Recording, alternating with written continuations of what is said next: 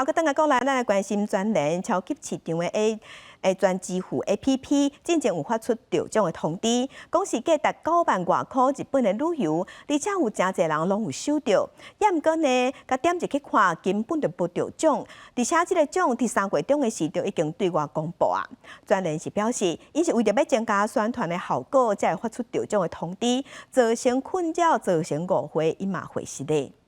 购物全支付，缴费全支付。民所超市专联一直推广专支付付费模式，也毋过到25日起，刷传出两公的推播信息，互真侪专支付会员去扑扑，就是家己钓到9万外的邮轮日本香精油。一开始收到这个讯息，一开始很开心，可是看那个中奖名单，其实根本就没有我的名字，所以才发现是假的。我会考虑把这个 APP 删掉，因为我觉得这个公司的做法就是让消费者觉得很像在整人的感觉。详细看推播信息写，恭喜你得奖邮轮日本香精油，总价值大约新台币9万外，请伫112年4月19进前，卡客户专线，伫112年4月24进前完成领奖证书。奇怪是，明明今年是113年，顶头写112年，民众点伫得奖名单一看，才发现得奖的人毋是家己，弄到专支付面册留言抗议。白白欢喜一场，卡客户卡人。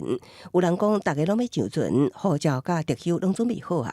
只是民众拄到这款的两公得奖信息，敢会当讨赔？律师是安尼讲的，因为他那个只是一个中奖的通知哦，告诉你说，你可以到哪边去看，所以你要依照这个东西就去解释成说，他跟你是中间有缔结一个哦，要发这个旅游哦给你的契约哦，这也是比较难的。既然契约没有存在，那当然也就很难解释成他要去履约。业者对于消费附随的抽奖活动讯息，仍应提供充分及正确的资讯。